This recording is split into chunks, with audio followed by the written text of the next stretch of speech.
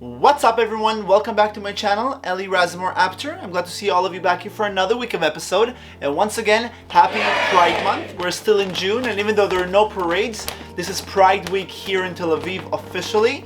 And for that, and in tribute of Pride Month, I wanted to do a questions and answers video where I'm going to answer your questions that you have about the LGBT community, questions you have about me and my gay identity that I can answer for you using my experience with the gay community, my gay life. I asked you to ask me questions on my Instagram story. I'm going to start with the questions now. Wait. Like I ask you in every video, please, before we continue, subscribe to my channel and click the ring bell because I want to stay connected with you and I want you to get notified next time I post. So let's begin. Okay, so the first question comes from Jaco HSN. He's asking, what does the Q stand for? Aren't we all queers? So this is a really good question. I'm assuming it's the Q from the LGBTQ, when we say the LGBTQ community. So I'll tell you what it means from what I understand of it. Q stands for queer, and you know when there's LGBT, so the lesbian, gay, bisexual, transgender, those are very specific terms to what that actually means. So lesbian is a woman who's attracted to another woman.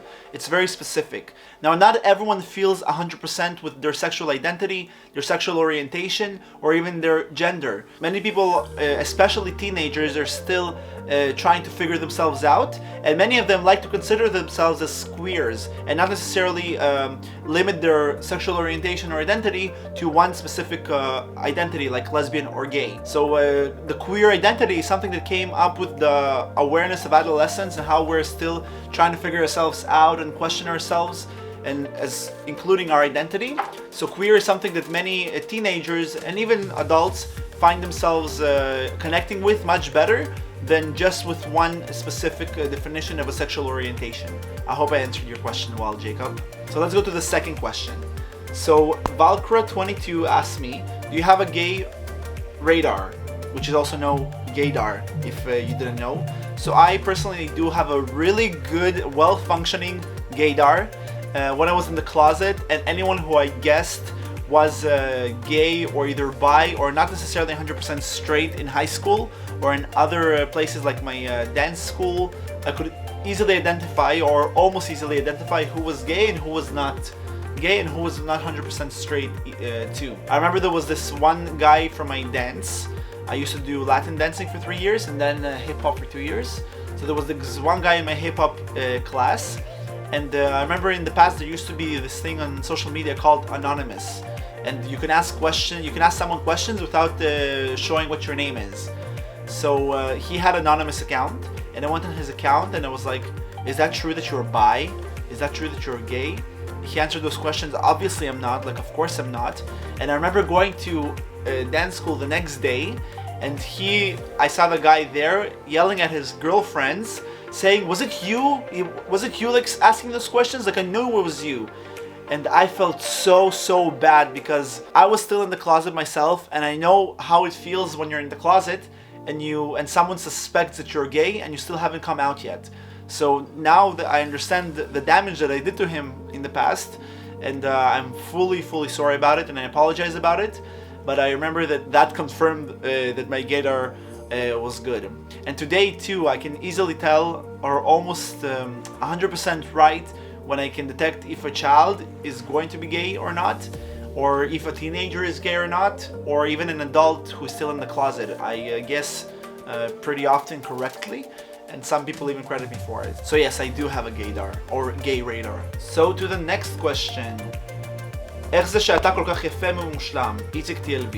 So he asked me in Hebrew, how is it that you're so beautiful and perfect? I mean, I guess I'm beautiful, but I'm not perfect.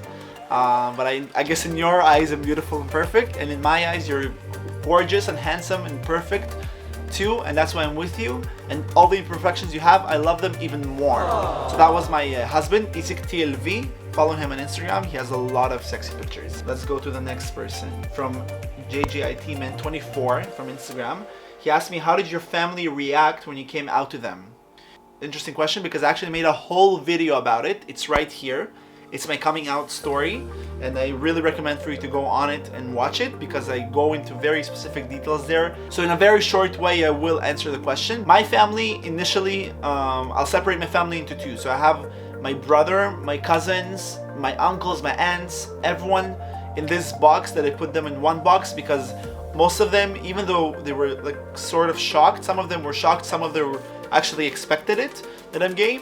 Mostly the responses were very positive, very supportive, very loving. But the other box is my parents. So my parents, I came out to them separately, first to my mom and then to my dad, and both of them took it hard, very hard in their own way. And not in a homophobic way, like, ew, you're gay, like that's gross, but in a very worrisome parental way. They worried, how am I going to have children in the future? How will everyone else react around us if they know I'm gay? How will I be successful in my career in the future if I'll be openly gay? It's all these worries that they had because of their, I don't want to say ignorance, but their lack of knowledge about how homosexuality works and how society or in the Western world accepts homosexuals. There are so many openly gay politicians and celebrities of all fields and all industries that are openly gay today or lesbian, and they personally didn't know many people like that, so I guess they didn't have much to learn from. About the children, that's not a problem either, even though it's a pricey process. There's still a lot of ways we can have children through adoption, through surrogacy, and surrogacy is my preferred way of bringing children to this world. There's also shared parenting, where there are two dads share a child with a mother, and the three of them are the child's parents. That's another possibility. And the last worry is about what other people would say. So the more they saw me come out to my other family and other friends, and the positive reactions they saw from everyone, especially from my Facebook public come out, official come out, they realized that everyone's accepting it. They were always surprised how well the reactions were by other people, and that made it easier for them in the long run because they could also talk about it to more people. So at the end, my family, it was hard for them in the beginning, but at the end, everything turned out just fine, and today they love me and accept me, and they love my husband, and they were in my wedding, and everything is completely normal today. And I do normal because it wasn't like this before, and it's something that took time to get to the next question.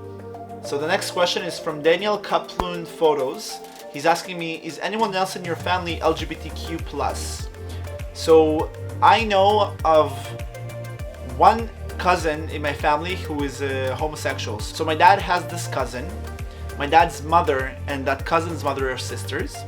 So that cousin, she has a child. He lives in Australia with his husband and their adopted child. He came out of his closet long ago, and my grandma, she knew about her sister's gay grandchild because they were very close and they talked to each other.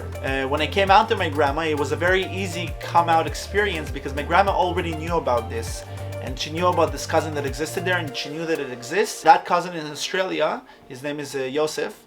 He helped me a lot in my coming out experience, both for my grandma's coming out experience and my dad's coming out experience. Because when I came out to my dad, I told my dad that his cousin's child, in Australia, he's also gay, so you should talk to her. And when I told that aunt that I'm gay, I remember that she cried and she was very happy knowing that there was another person in the family who's gay, and she helped my dad a lot in talking to him many times. So I'm very thankful for that cousin, both for my coming out to my grandma and to my dad. And other than that cousin, I don't know any of more gays or lesbians in my family. To the next question. My next question comes from Mohammadin Mutagi. He's telling me, you're so lucky because in your country no one could kill you because you're gay. So there is no question here, it's just a statement, and I will comment on it because it's a pretty important topic. It's true that here in Israel, the LGBT community is protected by law in terms of discrimination in the workplace. Being LGBTQ is not illegal like it is in many countries, especially in the Middle East. We have a lot of celebrities from the LGBTQ community and also in politics. Israel is actually third place in the world in having openly gay politicians in government. We have 6 out of 120, but there's still so much to do. We're still not equal by law in terms of marriage rights, in terms of surrogacy rights, parenting rights in general, surrogacy and adoption. And there's still a lot of bullying being done towards the LGBTQ community in school and a lot of homophobic comments still happening by religious people in government and also in community. And that's something that still has to be fought against, and something that still has to be taken away from society here. So just the fact that Israel is a gay heaven in the Middle East, and Tel Aviv is one of the best cities in the world for the LGBTQ community, we still have a lot to do. I think the LGBTQ community here is in the right path in that sense, and I try to do my best as much as I can to educate people about it and to present myself as gay wherever I go, to normalize it, to show people that we're here and we're staying and we're going to be a part of society just like everyone else is. To the next question. So from Finkel Adam, I have, why are Russians less open to the gay community? So before I answer this question, I want to say that let's not categorize all Russians as not accepting of the gay community, because my family is Moldovan, but it's a Russian cultured people, and all of my family and all the family friends who are Russian, Ukrainian, Belarusian or Moldovan, they've accepted me and they tolerate me. But the main reason why Russians in general might dislike the LGBTQ community more is because of two reasons. The first one is the fact that in Soviet Union, until the 1990s, which is when it collapsed and it started and Russia opened up to the world, there was no real awareness about gay rights or minority rights. Even though the Russian population is generally secular, they're also very conservative. And that leads me to my second point, which is the family unit in the Russian culture is the father, the mother, and the children. And that's how the family should look like. That's how they've been raised in the Soviet Union, and that's how Russian society in Russia works today. And it's also how many Eastern European countries work too. So because of these two reasons, it's harder for most of the Russian people to accept gays when they see them. A funny fact is that most of the entertainment industry in Russia, the males in that industry, most of them are gay. They're mostly in the closet. Many of them marry Russian women because they want to hide the fact that they're gay.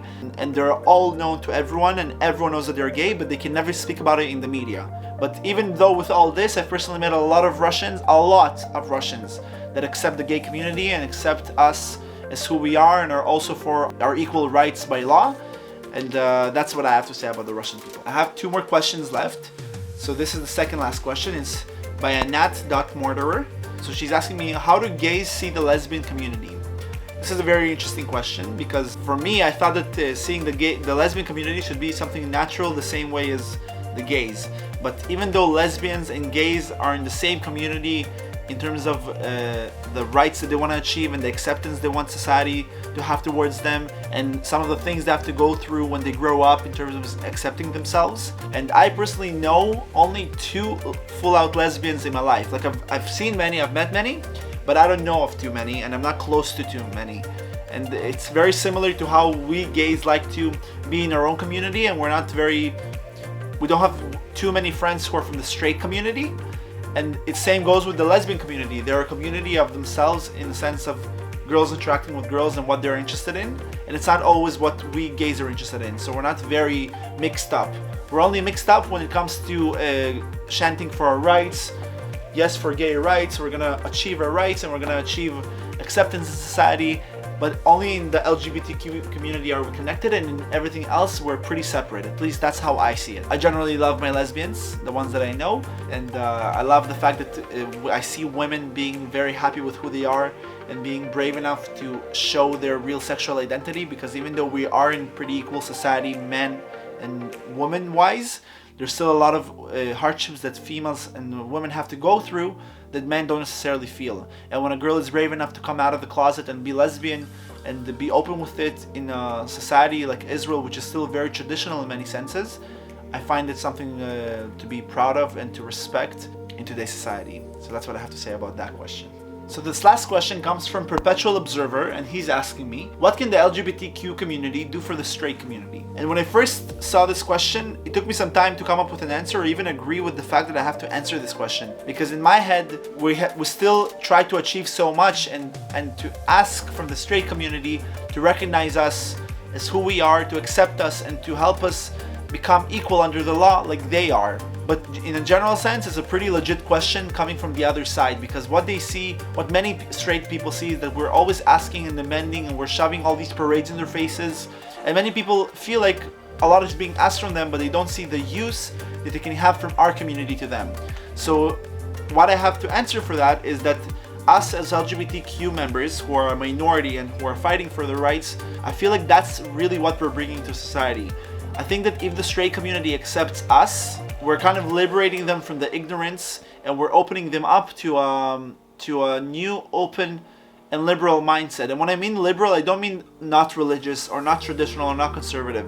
I just mean that the more they're open to us, the more they can become open to other things in society, the more they become sympathetic to other minorities in society, and the more we can fight for other minority rights on the way too, by having the straight community accept us, and by fighting by ourselves for those other minority rights. There's a lot of LGBTQ members in all of sectors of society, in the entertainment industry, in medicine, in the academics, in politics, and from the entertainment industry we have so much that we're giving to the world in terms of fashion, in terms of dance, in terms of music. So the sooner the straight community will accept us and tolerate us and let us have equal rights by law, I feel like the straight community will feel better with itself, and the more we as the LGBTQ community will be able to fight for other minorities and other social injustices, because we've gone through so much social injustice in our history, and we will be more sympathetic to those demanding rights and equality and justice in the future. So that concludes my question and answer session about the LGBTQ community. I did my best to use my personal experience and knowledge about this community to answer your questions here in Pride Month, and I'm thankful for all of those who cooperated with me.